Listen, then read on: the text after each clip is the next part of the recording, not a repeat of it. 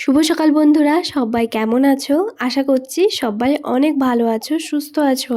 আমার নতুন একটা ভিডিওতে তোমাদের সকলকে জানাই অনেক অনেক স্বাগত। সকালবেলা আজকে ব্রেকফাস্টে দারুণ একটা জিনিস বানাচ্ছি, তবে দুজন স্বামী স্ত্রী আলাদা আলাদাই হচ্ছে আজকে ব্রেকফাস্ট তৈরি করছি। তো কেন কিসের জন্য সেটা বলছি। তো কড়াইয়ের মধ্যে প্রথমে হচ্ছে তোমার সাদা তেল দিয়েছি, আর তার মধ্যে এই যে দেখো সমস্ত সবজি কেটে নিয়েছি। যেমন ওই যে প্রথমে ক্যাপসিকাম দিলাম, কারণ ক্যাপসিকাম ভাজতে একটুখানি সময় লাগবে বেশি, তো সেই কারণে প্রথমে ক্যাপসিকাম দিয়ে হালকা অল্প একটুখানি নুন দিয়েছি। আর তারপর একে একে করে আলাদা আলাদা সব সবজি দিয়ে দেব। আর এক সাইডে বসিয়ে দিয়েছি ওই যে ম্যাগি আর হচ্ছে তোমার মটরশুঁটি। তো প্রথমে হচ্ছে তোমার গাজর দিলাম, তারপর পেঁয়াজ কলি আর পেঁয়াজটাও হচ্ছে তোমার কুচি করে দিয়ে দিয়েছি। আর সবার শেষে দিলাম বাঁধাকপি। বাঁধাকপিটা যেহেতু হচ্ছে তোমার কি বলো তো, ভাজতে তো খুব একটা বেশি সময় লাগবে না অন্য সবজিগুলোর থেকে, তো সেই কারণে সবার শেষেই দিলাম। এদিকে মটরশুঁটি আর হচ্ছে তোমার ম্যাগিটা আমার ভালোভাবে সেদ্ধ হয়ে গেছে। আর কিছুটা সবজি আমি আমার নিজের জন্য তুলে রাখছি। কেন বলো তো, ওই যে বললাম প্রথমেই, আমার আর আমার বরের জন্য আলাদা আলাদা ব্রেকফাস্ট। ওর জন্য করছি সবজি দিয়ে ম্যাগি, কারণ হচ্ছে আগের দিন আমি ওর জন্য প্লেন করেই হচ্ছে তোমার ম্যাগি বানিয়ে দিয়েছিলাম, আর আমি খেয়েছিলাম এই যে সবজি ম্যাগিটা। আর ওর জন্য জল ম্যাগিটা করে দিয়েছিলাম, কেন বলো তো, কারণ ওই সময় তো আর সব সবজি ছিল না, তো ওই জন্যই ওকে জল ম্যাগিটাই করে দিয়েছিলাম।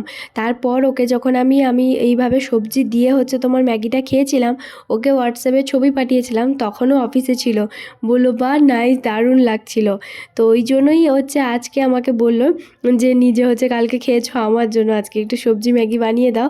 তো এই যে দেখো সমস্ত সবজি তো দিয়েছি, সবার শেষে দিলাম কাঁচা লঙ্কা কুচি, কারণ কাঁচা লঙ্কা ছাড়া আমার বর তো একদম মানে খাওয়া দাওয়ার ইনকমপ্লিট যাকে বলে। কারণ ও মুড়ি খাক বা হচ্ছে তোমার যে কোনো এই ধরনের একটু স্পাইসি জাতীয় খাবার দাবার, ও কিন্তু কাঁচা লঙ্কাটা বেশ পছন্দ করে। তবে তরকারিটা খুব একটা পছন্দ করে না ঝালটা, কারণ তরকারিতে ঝাল খুব একটা খেতে পারে না আমার মতনই। তবে কাঁচা লঙ্কাটা আমি ওর মতন এরকম খাই না।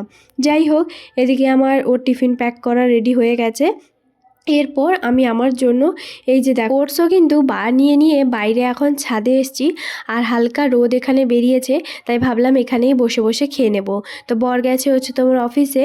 তো তারপর খাওয়া দাওয়া করার পর আমার না অনেক কিছু কাজ আছে আজকে, যেটা তোমাদের সঙ্গে আমি শেয়ার করব। দুপুরে রান্নাবান্নাও সমস্ত কিছু হয়ে গেছে। এদিকে আজকে ভাবছি একটুখানি ওই যে রান্নাঘরের যে শেলফটা আছে, সেটা কিন্তু একটুখানি পরিষ্কার পরিপাটি করে গুছিয়ে রাখবো।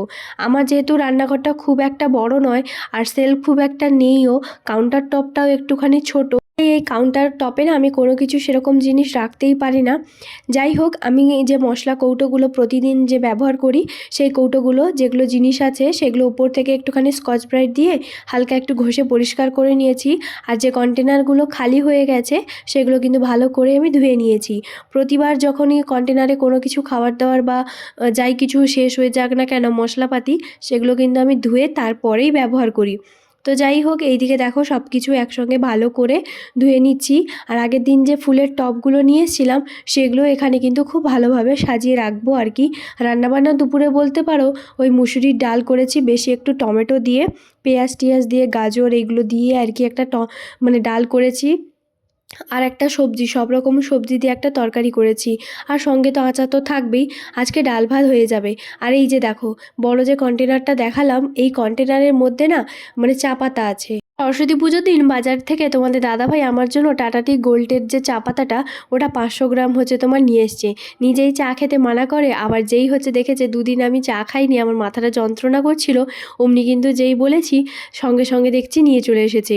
তোমরা দেখেছো আমি যখন সামনের দোকানে কিনতে যাই তখন 10 টাকার প্যাকেটই নিয়ে আসি, আবার যখন ওকে বলি ও তখন বড় প্যাকেট হচ্ছে তোমার নিয়ে আসে। যাই হোক, এই চা পাতা তো এখন আমার অনেক দিন চলবে। এখন আমাকে আর সবসময় সপ্তাহের জন্য যেতে হবে না সামনের দোকানে, কারণ ওই চা পাতাটা শেষ হয়ে যায় বলেই হচ্ছে আমি সামনের দোকানে যাই। তাছাড়া অন্য কোনো কারণেই হচ্ছে জিনিসপত্র সেরকম আমার আনতে যেতে ভালোই লাগে না, কারণ সন্ধ্যেবেলা চা না হলেও চলে, কিন্তু সকালবেলাটা চাটা একটু দরকার।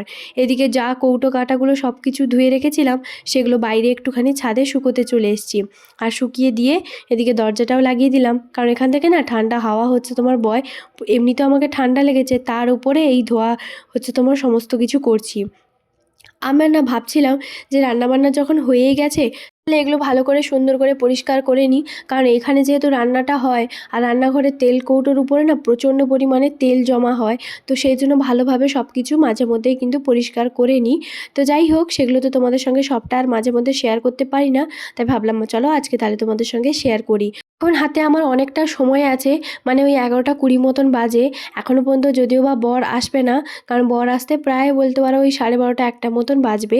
তো ভাবলাম যে বসে বসে কেনই বা থাকবো, তো এই কাজগুলো করে নিই। দেরিতে হলেও কিন্তু আমি এই কাজগুলো সংসারে আস্তে আস্তে কিন্তু শিখেছি, আমাকে কিন্তু কেউ হাতে ধরে শেখায়নি। আসলে কি বলো তো, এইগুলো না আস্তে আস্তে যখন সংসার জীবনে তুমি থাকবে, তখনই কিন্তু যখন তোমার সংসারটাকে ভালোবাসবে, ভালো লাগবে, তখনই কিন্তু এগুলো আস্তে আস্তে করতে ভালো লাগে। আসলে কি বলো তো, অগোছালো ঘর এগুলো তো ভীষণ খারাপ লাগে, আর এগুলো থেকে অনেক কিছু নেগেটিভিটিও কাজ করে। ঘরদোর পরিষ্কার থাকলে না নিজেকে একটা দেখতে আলাদাই আনন্দ। বিশেষ করে আমাদের মেয়েদের ঘরের মধ্যে সবচেয়ে বেশি রান্নাঘরেই আমাদের সময় কাটে।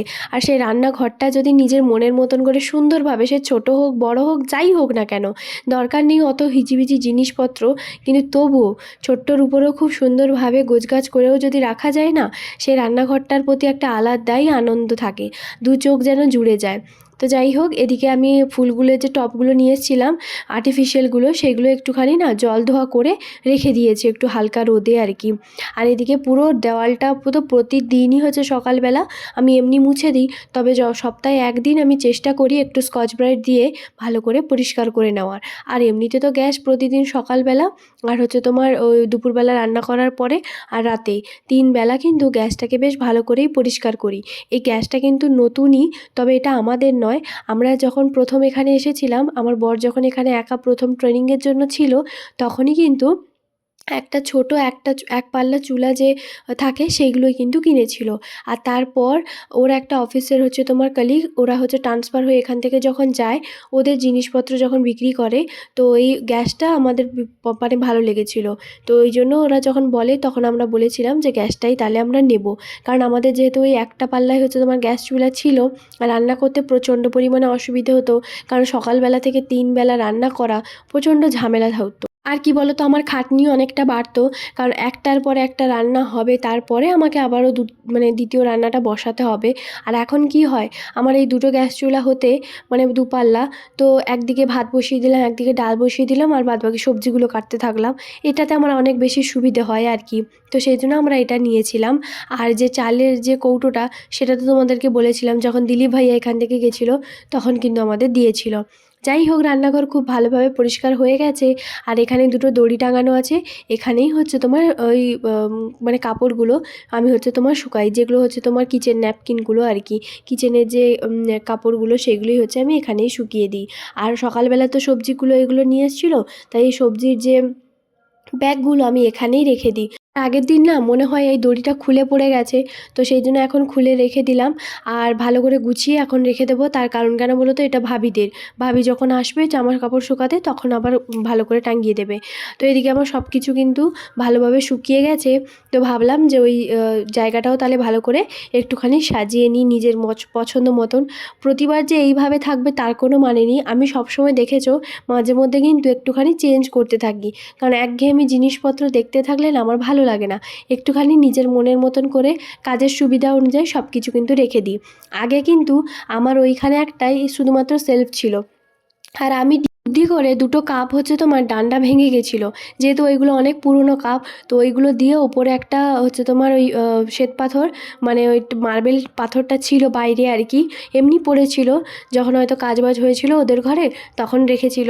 তো আমি ওদেরকে বলেই কিন্তু ব্যবহার করেছি, আর ভাবি কিন্তু এটাতে বেশ খুশি হয়েছে, কারণ বলল তোমার এত বুদ্ধি, এত সুন্দরভাবে করলে, এত ভালো লেগেছে। তো সত্যি ওরাও ভীষণ পছন্দ করেছে যে না তুমি ব্যবহার করতেই পারো, এটা আর জিজ্ঞেস করার কি দরকার।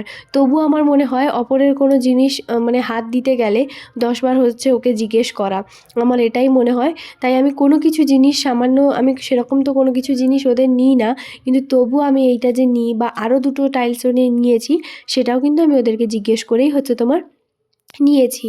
যাই হোক, এই যে দেখো খুব সুন্দরভাবে কিন্তু সাজানো হয়ে গেছে। আর এখানে আমি আগে অনেক কৌটো কাটা ছিল, মানে রাখতাম আর কি, তবে এখন আমি চেষ্টা করি এটা পুরো ফাঁকা রাখার, কারণ এটা খালি রাখলেই বেশি ভালো। খুব প্রয়োজন, রেয়ার যে খুব প্রয়োজন জিনিসপত্র না ছাড়া আমি এখানে রাখি না। ব্যাস এদিকে সমস্ত কিছু কাজবাজ আমার কমপ্লিট। এরপর প্রথমে তো ঘরটা সকালবেলা মুছেছিলাম, তবুও সকালবেলা থেকে ওই যে ধুলোবালি একটুখানি তো লেগেছে। ভাবলাম তাহলে চলো ঘরটাও এই ফাঁকে তোমার ভালো করে মুছে নিই, আর এরপর আমি যাব স্নান করতে। আর আজকে সকালবেলা থেকে আমার আজকের এই ব্লগটা তোমাদের কেমন লাগলো অবশ্যই কিন্তু কমেন্ট করে জানাতে একদম ভুলবে না। আবারও বলছি, যদি আমার চ্যানেলে নতুন হয়ে থাকো তাহলে প্লিজ চ্যানেলটাকে সাবস্ক্রাইব করে পাশে থাকা বেল আইকনটি ক্লিক করতে একদম ভুলবে না। দেখা হবে আবারও একটা নতুন ব্লগে।